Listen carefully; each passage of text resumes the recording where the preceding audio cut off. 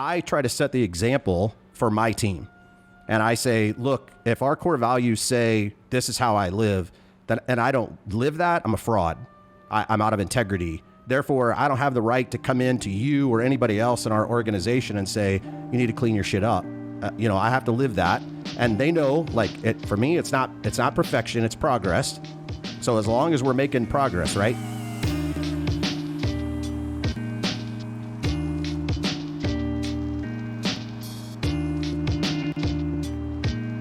Good afternoon, guys. Welcome to a CEO Roofing podcast. I'm really excited today. I got a very special guest. I feel like we had a lot of those special guests, but this one is very dear to me. I met him about 2 years ago, and he really made an impact in my life, and I know he's making an impact on a lot of people's life. I got to warn you before, Jon is very real, and he gets a little raw sometimes, but to get the point across, sometimes you have to be maybe having some curse words. So if it's a podcast that you want to listen to or not, make your decision now before we get to it. It's going to be a lot of fun. Jon is an author, he's a coach, he's a serial entrepreneur. I'm really glad to have him here and talk to him. How you doing, brother? I'm doing great, Jon. It's been 2 years, man. I was looking at my pictures earlier and show you a picture of yourself 2 years ago, and you look great then, but you're ripped now, man. Yeah, man. Getting on it, eating that protein, working out. No, it's great, and you come a long ways. And there's some of the things I want to talk to you about. When we met last time, you said something. You said you are what you tolerate, and I feel like you're really embracing this with your workout regimen and the way you come along. Tell me a little bit more about what's a day in Jon's life. Yeah.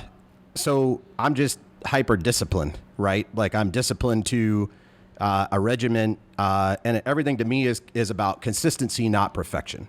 So there's days where I'm not perfect in execution, but I also know when I stay consistent and disciplined to my everyday routine, if I mess up one day or come up short one day, the next day I can get right back after it, right? So the whole thing, and that phrase, there's also a secondary part to it that goes, what you tolerate continues. So in that mindset, if you tolerate mediocrity and you're half-assing your day all the time, you should expect half-ass results everywhere else in your life, in your marriage, in your health. I don't care, in your relationship with your kids, in your relationship with God, or however you decide to see that, it's going to show up everywhere, right? So I try to set the example for my team.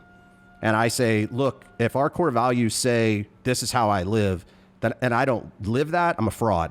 I'm out of integrity. Therefore, I don't have the right to come in to you or anybody else in our organization and say, you need to clean your shit up. I have to live that. And they know, for me, it's not perfection, it's progress. So as long as we're making progress, right? And you said it, I don't look the same as I did 2 years ago. If I showed up here and I looked the same as I did 2 years ago, what I preach and what I say is bullshit. So I have to live that, right? I set the standard for me, and I decide how high that standard gets, but I also decide how hard I work, and it's based on the consistency and the discipline that I have every single day to get up and go to war with myself and make sure that I'm looking at the man in the mirror and I say to myself, am I happy with this person? Yes. Am I where I want to be? No. So there's another version, right? It doesn't matter how good we get. It doesn't matter how strong we get, how smart we get. There's always another level that we can create, right? Because we're never really going to arrive. There's always another level. So that's every day. That's what I live, man. Every day. That's awesome, and it's a great story. It's very inspiring. You were sharing some of the stories about your background that are very powerful, and talk is cheap, right? So everybody says that. Everybody says it, but you have to do it. And once you start doing it, it seems like it's very contagious. You start being powerful as confidence increasing. You do it daily, ritual. You can start looking better. You start liking yourself a little bit more. So that's amazing. I love that you pushing so hard. And one of the things that you're doing with Smash and Go to War is very impressive. I keep hearing some of your clients reaching out and talking to them. They say how involved you are with the business. But there's a lot of people, there's a lot of companies, I'd say, out there that, especially with social media, that give you the sense that it can be the fixing for your companies. So in one guy's he's out there on social media, says, I did $175 million in business. So what? why, like, I don't, like, that's what I'm saying. Like, it doesn't, they're trying to get to me, it's almost like a negative things, because if you're trying to prove yourself, your resume, right. well, what's wrong? Like, people come to you, you Sure. don't have to, it's like a homeowner, right? You start throwing up on a homeowner, telling how great your company is, and we're going to do a golden pledge, going to be Tiger Paw. They don't care. You have to connect with people. How do you make a difference and impact in companies that you're helping? What's the difference? Yeah, I think the main thing is I'm not going to come in and share with your guys or the organization all the things that I do right. I'll give you that, but I'm also going to show like all the things that I messed up in my journey, that I still mess up in my day to day. And my responsibility is to show you where those pitfalls are so you don't repeat them, right? So you don't have to make the same mistakes that I made. I say to guys all the time, it's good for you to fail and mess up and push yourself to the limits where you break and you're in pain. That's how you grow, right? So there needs to be some of that. But there's certain things that you can avoid. And if I can just walk in and kind of give you clarity about, hey man, I don't care if you're trying to take the company to 5 million, 10 million, 15 million, 100 million.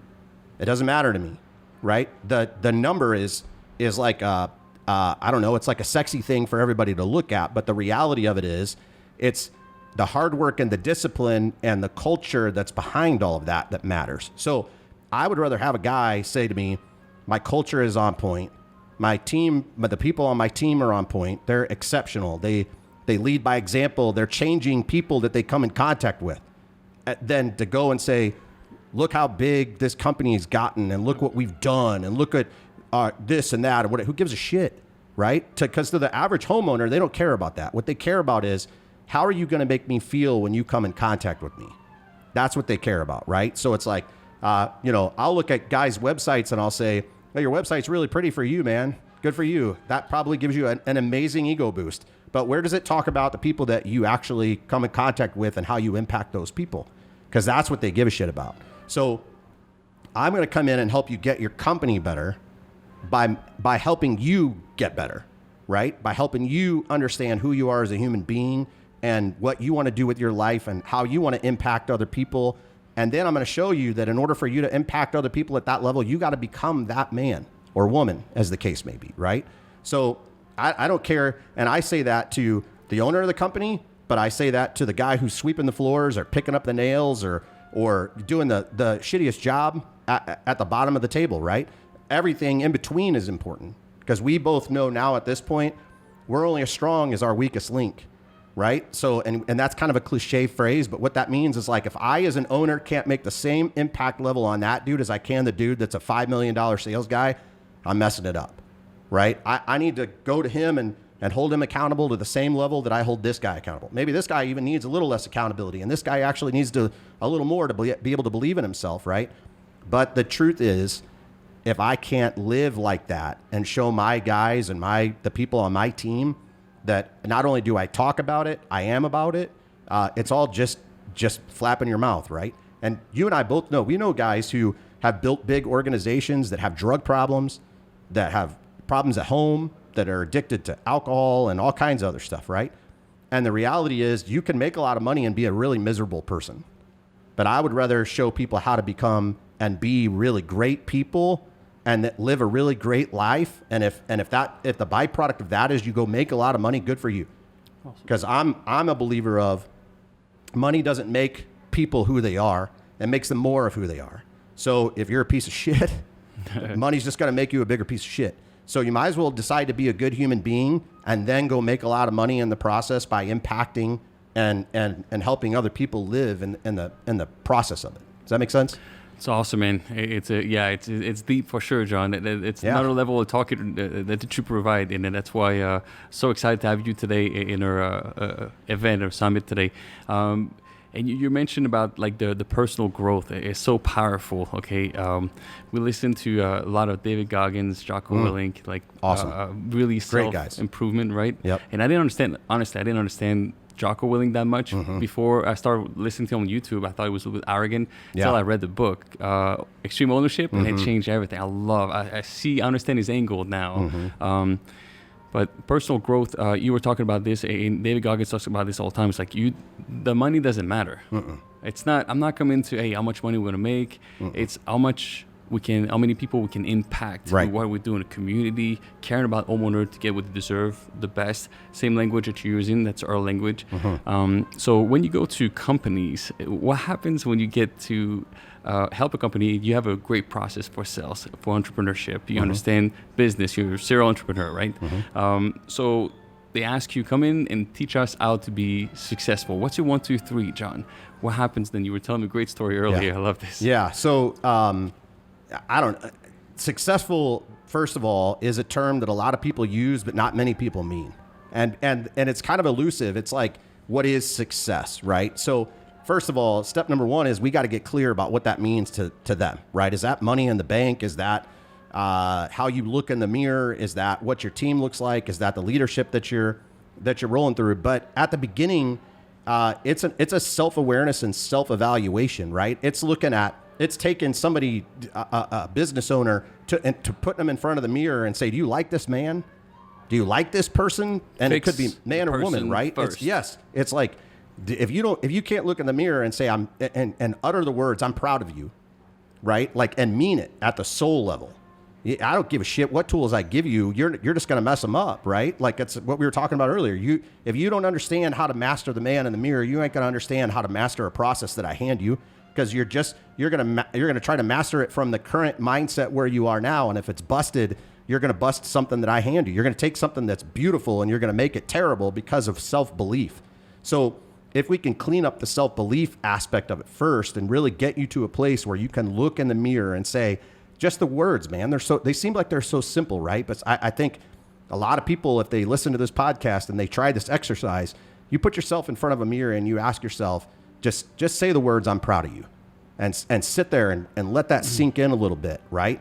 And if that doesn't make you a little bit emotional and you're just kind of uttering the words, like, you need to, at your soul level, you need to be able to look at yourself and say, man, I'm proud of you. I'm proud of you, right? Because we're taught as a society, so, like, people say, like, you're a broken human being, you're a da-da-da-da-da, you haven't done enough, da-da-da-da-da, right?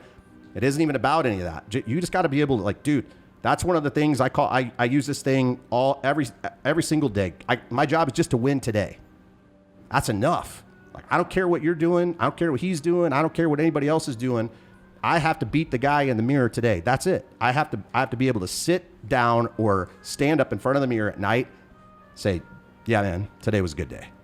Right? And if I can teach business owners how to do that one thing, stop looking at what everybody's doing. Stop chasing the rabbit. Stop being focused on this guy or that guy or this guy or that guy. You fix the dude in the mirror, you're going to kick everybody's ass, right? Because then what happens is when you can say, I'm proud of you, then you start to develop this confidence and this level of self-belief, and you start saying things to you like, dude, you are the best.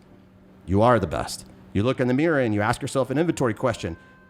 Dude, can you get better? Yes. Who must you become? And then you work on becoming that version. And then what's really cool is when you become that version, another version can be built. And then that version another version can be built, right? So it's a constant, to me, success is a constant journey. It's a constant evolution of, when I get to X level, then who can I become, right? People ask me all the time, dude, you own 7 different companies. How do you keep all that shit straight? 5 years ago, I couldn't have. The man I was 5 years ago could not have done it. The man I go to war with every day today, 7 is weak. I look at 7 and I'm like, this ain't shit. Wait till you see what we're about to build. Like, people, it blows their minds. They walk in, they see everything going on, and that's not me patting me on the back. That's me knowing what I'm building is a vision, and the vision is designed to serve people like you and other business owners at a level that nobody has ever done, right? And that's not talk. That's the reason why I show up today and you're like, you look like a different person. Shit, because I am a different person. Because what I'm evolving to, even this version of me is nothing compared to the man that I see that I could become when I close my eyes, right? So I'm chasing that guy down. You know what's really cool about that?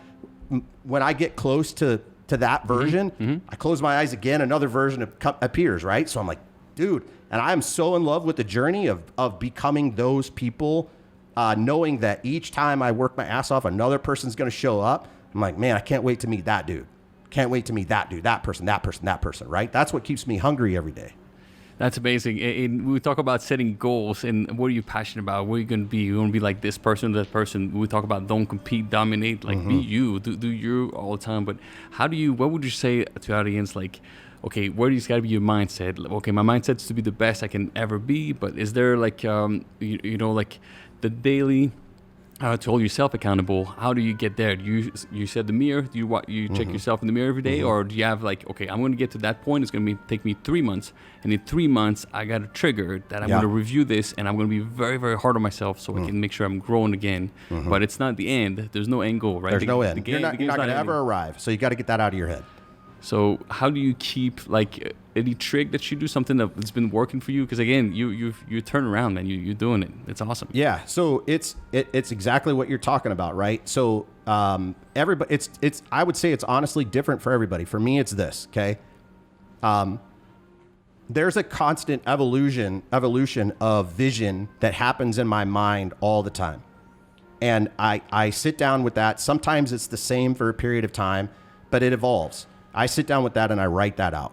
Okay. When X happens, then I'm going to create Y. When Y happens, I don't know what'll happen at that point, but I'm sure there's going to be a Z, right? There's going to be a next thing. So what I've learned over time is I surrender to that vision. When I was younger and owned my contracting companies, I fought the vision, right? I fought the voice. I'm like, I don't want this responsibility. I didn't ask for this shit. So don't give me this, right? What I want is what I want. I don't care what that vision wants, right? And I would try to sedate it.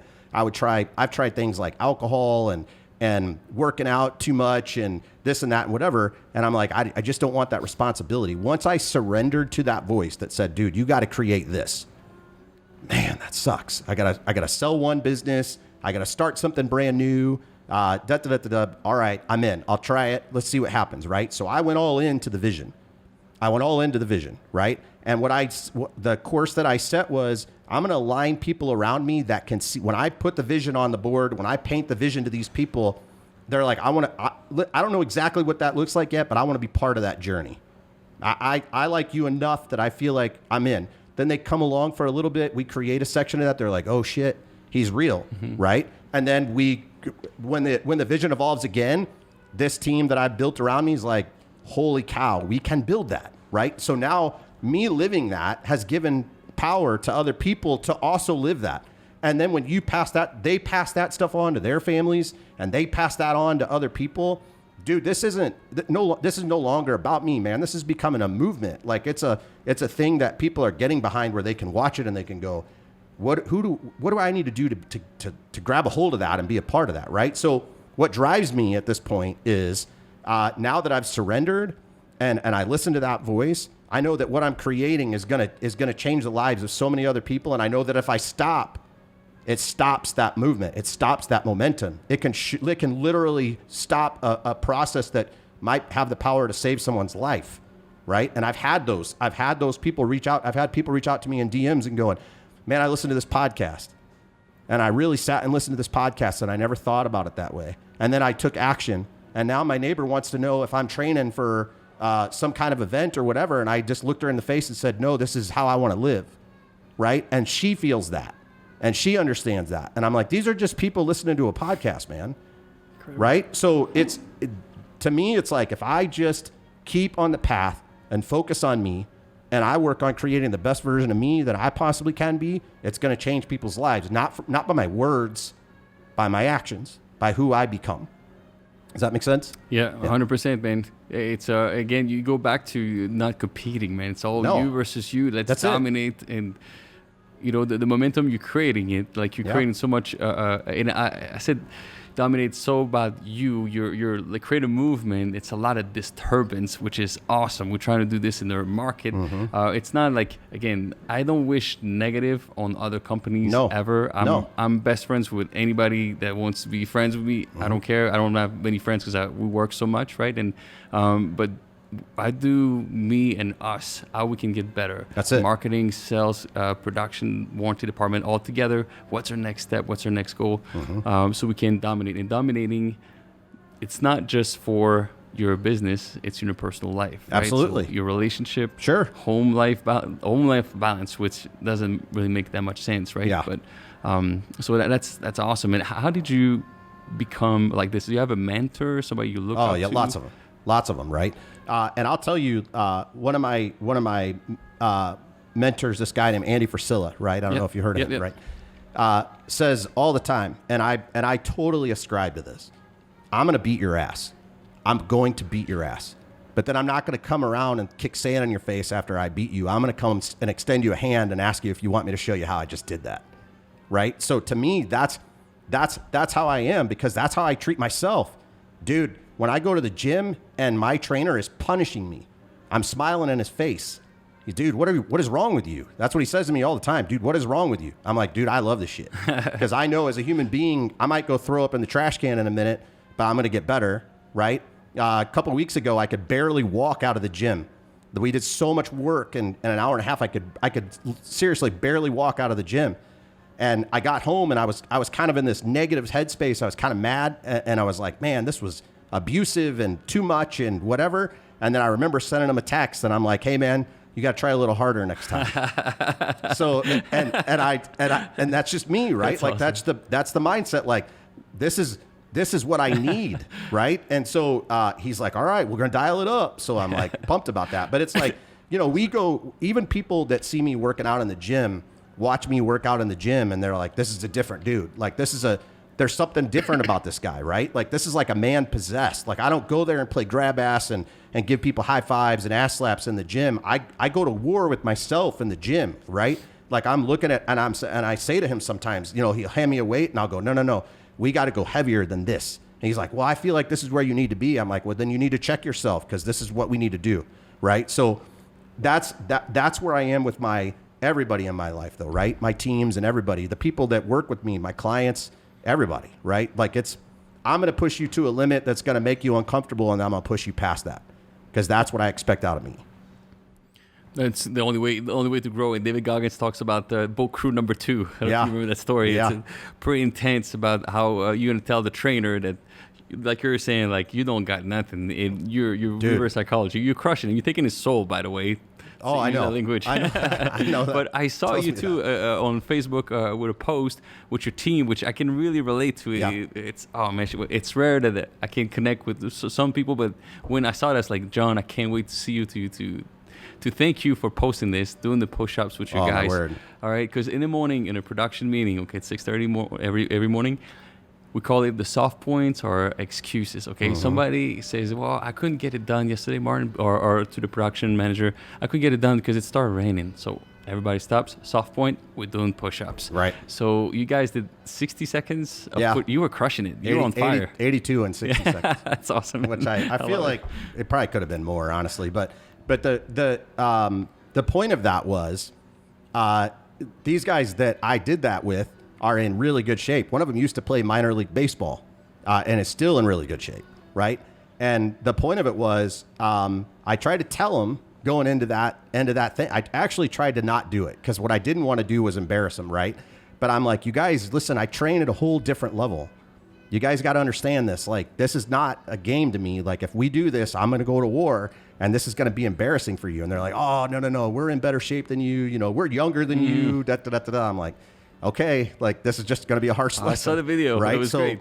So we crank it out, crush it out, and I destroyed him. But then when we were done, right, yep. I'm like, so when are you guys going to come and start training with me, right? Yep. So when are you guys going to come up to this level, right? That's where you need to be. And they're like, oh no, we see that now, right? Hand to hand, you didn't kick sand in her face. No. Like it was not zero talking smack after it was done.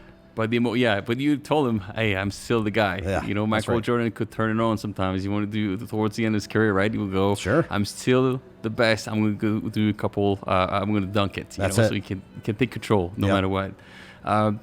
So you've been very successful. It's awesome.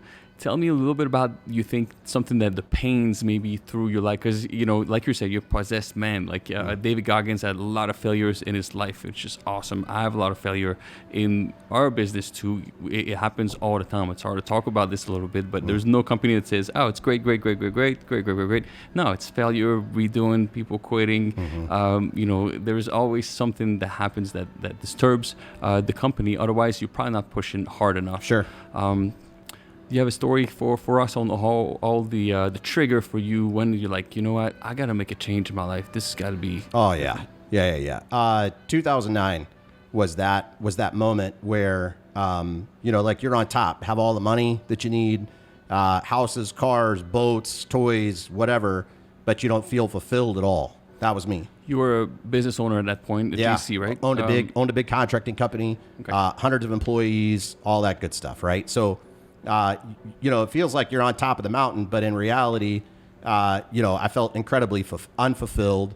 Had all the toys that I wanted, and I'm like, why do I not feel like my life is together, right? Completely detached from my wife, missed my oldest daughter now, youngest daughter then, her entire first year of her life because I was working and trying to make money and, that whole thing.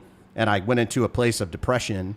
I didn't realize it and end up having an affair, end up bankrupting a company. And it was just a mess, right? And I didn't understand it until probably 3 years after it, where I started to kind of unpack everything. Why did this happen? What led to this? How do I prevent it from happening again? And it's like you gotta have something more meaningful that you're chasing every day, as opposed to just a dollar, right? Because I have the skill set just like you do. I have the ability. I have the intelligence. I can make money, right? That's not hard to me. But if I don't feel like what I'm doing is impactful and changing, and now what I've learned is it has to be changing people's lives, me changing my life, being the example. I can make as much money as I want. I'm not going to feel good about it, right? It's going to feel like a dirty process. It's going to feel like what I have doesn't mean anything. So now it's less about money. And I wouldn't say that that's not important. It's still an important thing, but it's less about that. And it's more about lives impacted, right? So it's going through that though. But I think if I could give anybody a little bit of wisdom here, pardon me, I'm going to date myself a little bit. What I learned in that process more than anything was you have to have a real purpose and a real reason why you do what you do. Like it's got to be bound. It's got to be hell-bent and bound in something that when you say it to people, you almost get emotional from it, right? Like this is the reason why we do what we do. And it's like, okay, I get it. But it's also like I had the courage to push myself to the point of break, right? And I didn't quit in that moment. It was the only time in my life that I actually failed miserably at trying to force myself through something that had I just gone and asked for help, or had I just reached out to somebody, or had I listened to the people that were saying, dude, it's great that you're making all this money, but what's it for? And I would say shit like, it's so that I can have a fuckload of money. And they're like, no, dude, there has to be something more. And shut up. That's bullshit wisdom and stuff that I don't need that, man. Like, who are you? Like Yoda or some shit? Like, I don't need that. If I would have stopped and listened to those people in that moment, I probably wouldn't have been down that path. But I also, having gone through that and not listened to those people, I learned it and it sat in more because now when I go sit with other people and they're like, oh, I don't need core values and I don't need da. I'm like, listen, I'm telling you right now, you write this shit down. If you don't put this stuff in place, you're going to wreck the hell out of this thing. And when you do, I'm not going to point at you and make fun of you. I'm going to stand there right by you when you do it, but I'm also going to look you in the face and say, dude, I tried to prevent this.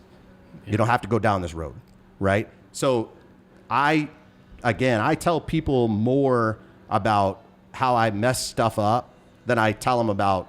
I would guarantee you, if you walk into people that I've spoken to or that I've come in contact with, and you said, tell me about all Jon's wins, they're going to be like, here's a handful. Tell me about all the times he's lost. Here's a sheet 1,000,000 miles long, right? Why do I share the losses? Because I've learned so many lessons from those things. Then when I win, it's cool. Celebrate it for a minute. Be happy that you did it. Be proud of yourself for checking another box, right? But look, I learned the lessons from all the shit that I lost along the way, man. Like all the hardships and the struggle and the pain and the what, those are where all the lessons come from, right? So if I can just set those things down and then come to you and say, hey, man, here are things that I wouldn't do, but you can do it if you want, but I wouldn't do it. And you learn from that and it prevents you from doing that. That's a win to me. I don't care. If you put some numbers up on the board because of it, great. It's a win to me that you're a better human being. Yep. Yeah, it's awesome. And making the right daily decision, but building on the pains. And I feel like a lot of people, just like, okay, we had the crown, and we talk about this a couple of years when you had your event. The W's winners win. The biggest, it's weird, okay? You talk to sales guys, okay? Mm-hmm. We played a golf tournament one time. I love golf, right? But I played one time last year. So we play Harbor Town, one of my favorite course now, because it was a dream almost come true for this. But we played and we finished fourth. And I hate it because the guy is going to know exactly who he is when he listens to this. But he says, "Hey Martin, we did great. We won fourth place. Like, we didn't win anything if you finished fourth. We lost 4 times. Right. You know, so like you're saying, like sometimes it's very hard to trigger the mindset because we understand what winners wins means, but if you don't understand that when you're fourth, you can't say I won the fourth place. That's a different mindset. Sure, 100%. So you have to go back and then I call it the Rolodex of pain. So don't waste any good pains. Remember them, write them down. So in the morning or whatever you're doing, you have a hard day. We're never going back there. That's right. Do you see like this, That's or right. are you like I'm beyond that? I think it's both. Pain. I think people take pain and they equate it to good or bad. Pain is feedback. So if you don't like how it feels, then you need to correct it, right? But there's another side of it that's like, if you don't like how it feels and it's because you're being a little bitch, then you need to lean into it more, right? So it's all pain is feedback, right? And sometimes people quit because they were taught as a kid, hey man, if it hurts, stop doing it. That's what our parents told us. If you smack yourself on the hand with a hammer and you're like, oh shit, that hurt. Hey, how about you stop hitting yourself with a hammer? Right? Well, I would say, how about you learn to drive a nail better, right? Maybe hit yourself a couple more times so you learn where to properly hold the nail. That's the difference in the mindset, right? So if you don't like how fourth place feels, maybe get your ass on the golf course a little more, right? So pain is feedback. I don't like how, you could say, oh, dude, but we got fourth, which means you're in the game. That's positive. But you should also look at it and go, but do we like how this feels? Fuck no, we don't. So what are we going to do? Do we want to actually win? Then, dude, we got some work to do. That's the difference, right? It's kind of like, I don't care if that's in a sport, if that's in a roofing company, if that's whatever, if how you measure yourself is by a place in line and you're not where you want to be, you have work to do, which means if you want to be further up the line, you have to schedule pain more often. Because the stuff that you're avoiding is the work that's necessary and required to make that thing happen. But if you're not willing to go to war with it, then you deserve what you deserve. And either be okay. I'm not saying that's right or wrong. If that's what you want, be okay with it.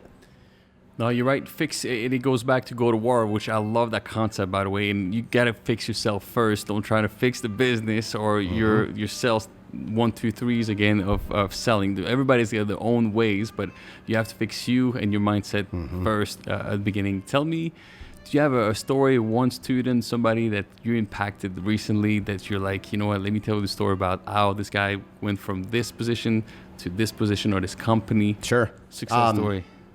Man, there's a lot of them. There's a lot of them, which is great. I think of one in particular, and I won't use his name just out of respect for him, but when we first came in contact with him, he was the in and out everything for his business, right? His guys had to come to him to get a PO in order to order a job and get material ready and da, da, da, da. What he didn't realize in that moment was that, number one, he was the problem.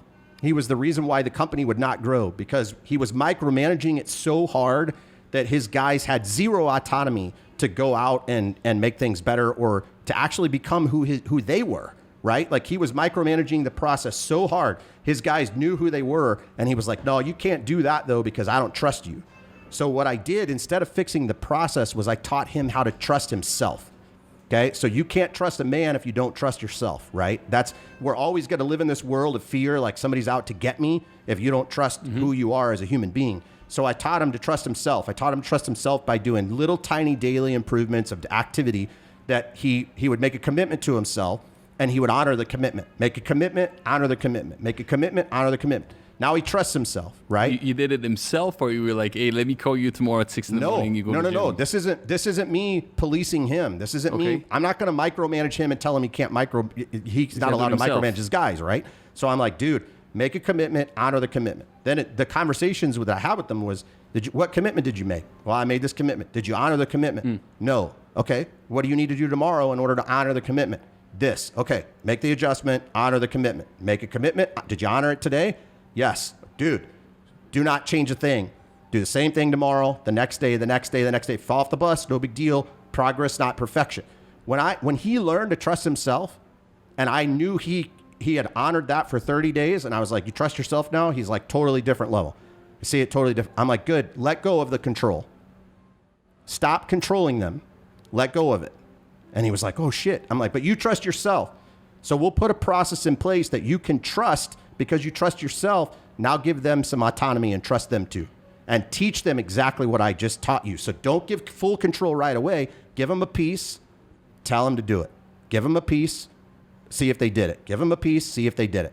Now his team trusts themselves. Now he as an owner can move from doer to leader and to owner. He can move himself to the ownership seat, oversee the company, watch how things go. He doesn't actually need to be in it anymore because he's taught his people the lesson he learned, which is trust yourself. Trust yourself by making a commitment, honor the commitment, do the work, go to war. And when you get to a certain level, then he can start challenging his guys. Dude, that's great. You did that for 30 days. Now who would you have to become for me to give you more? And you do it, same exercise, double it up now. So it's kind of like the push-up thing, right? Instead of doing 10 push-ups a day now consistently for 30 days, awesome work, man. Can you go get into a push-up competition and kick everybody's ass? Well, I don't know. I don't have any certainty. Okay, great. So then do 15 a day. Do 20 a day. Do 25 a day. Now we're 6 months in. This guy can do 100 in a row in a minute. Now there's some certainty there. Now you ask the question, dude, could you go get in a push-up competition, kick everybody's ass? Damn right I could. Do you see that? It's the tiny little shifts done over time that make the most impact. And it's with that guy that he's not, dude, I could show you before and after photos. Yeah. He's not the same human. Because it's not just about health and fitness. It's because what happens is he starts to take an inventory of everything in his life. He's like, where could I apply this lesson on everything in my life? Gets better connected to his wife, gets better connected spiritually, gets better connected to his health and fitness. What do you think happens in his business? His team sees it and they're like, dude, this guy's a beast. What do I have to do to become a beast, right? They like it. It's infectious. And now he knows the recipe he could teach them.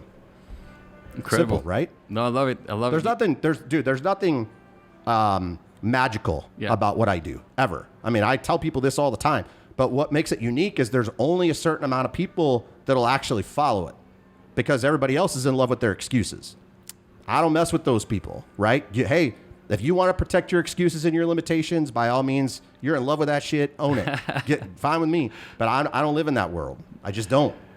Jocko Willink says excuses are like donuts. They're sugar-coated lies. That's it. To yourself. That's it. So what piggyback on this, what's your greatest frustration that you see? You coach a lot. You meet a lot of different people. You try really hard to help them become better. What's the biggest frustration for you? I think it's not only a frustration, it's like a sad thing to watch people who have lost belief and don't believe that they can actually become like when they close their mind and they see that vision, you can see like tears run down their face because they don't think that they can actually do that anymore. Someone in their life has spoken so deep into them, it's caused them to lose belief and they don't believe it anymore. And no matter how many tools I can give them or the process that I can show them, they've just gotten to this place where they're so trapped in darkness that they've bought into the lie and the story that they can't anymore, right? And to me, I can't do anything with that, right? I can't. I mean, I'm not a psychologist, so I can't go in and counsel somebody out of that mindset. I know how to pull people out of that mindset, but they have to be willing. And I think they know that if I challenge them and I said, go look in the mirror and say the words, I'm proud of myself, I'm proud of you, to themselves, and they couldn't do it because they're not. But they also say things like, I don't know how to become something different. Well, what if I gave you just a couple steps to pull yourself out of the hole? Nah, that won't work, right? It's like they're so entrenched in that, like that there's a bigger life for them to live, but they've just become seduced by being okay with being okay, and they're not going to come out of that. And I hate that. I hate that for people because, dude, I'm one of those people. This is kind of a strange term. Some people get this, some people won't. But I'm an empath. I feel people's energy. And if I feel somebody in a world of sadness, and I'm like, listen, I can pull you out of this, but you have to do the work. I can't save you. My name is not Jesus, so I'm not a savior, right? But I can walk you through it. You have to be willing to give yourself permission to take a step. Can you do that? And the minute they start to go into a place where it's like, no, I can't because my feet hurt, because this and this and this and this, I can't help you. And that's sad to me. Did you have to fire people as far as like your customers sometimes that you feel that we don't. Bro, you're so far gone that for me to peel that whole onions, I'm gonna have to be here with you for a year. Yeah. So I don't have to anymore. Before I understood that mindset, like at a deep level, or early on when we started doing this, I did because there's a saying that goes, heroes attract victims. Okay, so if you're trying to be a hero to people, you're going to attract a victim, and the problem with that is, and that mindset, the victims don't typically want to be saved. What they want is they want somebody to take the victim, the blame, and hand it to, and have them own that shit. And even when you save them, they'll make you a victim, right? So what I started doing was I started becoming an empowerer instead of a hero. I don't want to be your hero. I want to empower you to have enough faith in yourself and belief in yourself that if I just give you a couple things to do, you'll take the first couple steps. You take that first step, game over. I can help you from there. But we put people now that come into our world and say, hey, man, I want help. I put them through such a rigorous amount of questioning to find out if they want help or they want me to save them. If they want help, they'll do some of the things I ask them to do before they even come into the organization. So, and that's our employees too. Yep. That's our team. Recruiting? You do this with recruiting? Recruiting, marketing, it doesn't matter what it is, right? If the people will not help themselves on my team, you're out. They don't even make it in the door, man. What about like recruiting before they even start to your company? Because you're growing fast, and we talk about this. You go for this here. This is amazing, but you have a lot of employees right now that work with you, and I know you talk about team togetherness. Do you get them to do some? Because you hire somebody at a higher level, let's say. So you're going to pay somebody great money. You don't want to make a mistake. So entrepreneur, or when you hire somebody, you get them through tests. Do you get them to do something on their own behind the scene, or do you look at the resume or in the event? That's a great question. Number one, I don't believe in resumes. 86% of the people that build a resume lie on the resume, right? Because they're just trying to post a highlight reel. So I already know when they submit that, it's crap, because they're only going to tell me the good things about them. Nobody says, oh, here's all my failures, right? It's like, I wish they would, but they won't. So we put them through an assessment. We can see who they are as a human being. We can see what makes them tick, what makes them think, how they can they accept leadership? Can they accept criticism? All of those things. Are they empathetic? These are things that I see. And then we bring them in for a super rigorous interview process where it's like we're challenging them at their core beliefs, right? When they come into my world in our conference room, our core values are on the wall behind them. They can see those things, right? And some of these things are really challenging, like do the work despite how you feel. And I ask them questions like, when's the last time that you gave in to that bitch voice? I use a different term when I'm interviewing, but when's the last time that you gave in to that voice that told you today's not the day, I can wait till tomorrow, whatever, and how did you overcome that? And if they can't answer that question, dude, you're not getting on this bus.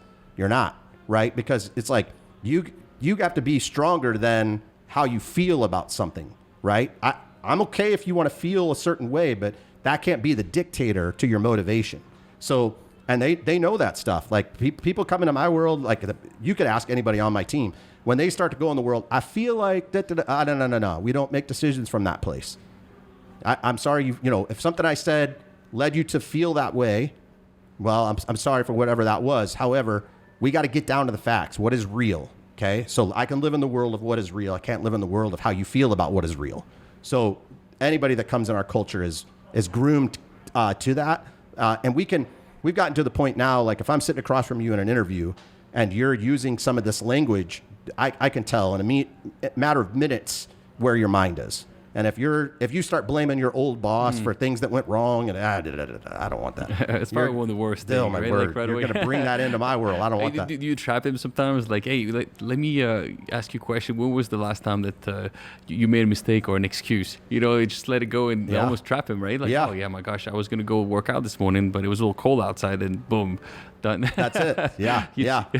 No, all the time. We can ask them all that stuff, and it's like, oh no. And then I think people get it. Like, typically when we bring them in for an interview, they're able to stare at those core values for usually 5 minutes. Like we let them just kind of look. I mean, it's right there in front of them.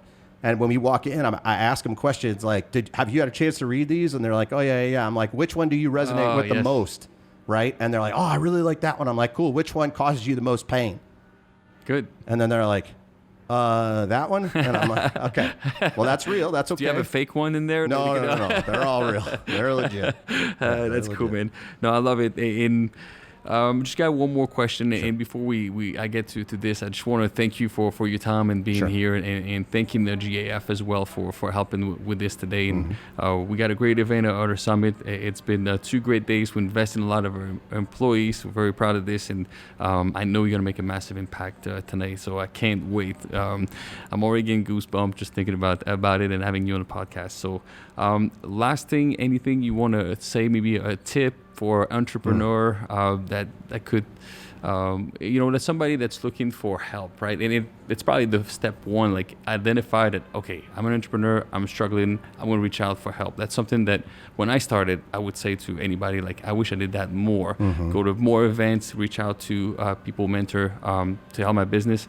What do you say to people, how they can know something not to do or something they can do to get better? Yeah, my go-to is... you have to stop avoiding the stuff that needs to be done. Like you have to stop avoiding the work that needs to be done, but you're afraid it's going to be painful when you do it. It's going to be hard. There's a lot to learn with it. Most of the time, we stay stuck to the excuse or the story, but not the work that needs to be done. I'll tell you, the work that needs to be done is far less painful than living in the story and the lie of why you won't do it. So lean into it. Like our core value says, do it despite how you feel, right? I mean, that's still to this day. I'm up at 4 a.m. every single day. Every single day. Still to this day, when that alarm goes off, that voice tries some days, man, and it's loud some days. It's like, dude, it's 4 a.m. What the hell are you doing? Especially if like one of my kids were up the night before or, what the excuse in the story tries to, every single time it's testing you. But I'm like, nah, man, not going to beat me today. Boom, get up, right? Yeah. So just do the work despite how you feel and win more days than you lose to that voice, right? Win more days, chalk more days together than what that voice, the voice that tries to talk you out of it, tries to take from you. Awesome, man. Well, thank you very much, Jon. Appreciate it. This was the podcast with Jon Paramore, CEO Roofing Podcast. Thank you very much for watching. I hope you guys got something out of it. I know I got a lot out of it. And go to war with yourself, get better and improve, and see how you can get to the next level. So thanks for watching.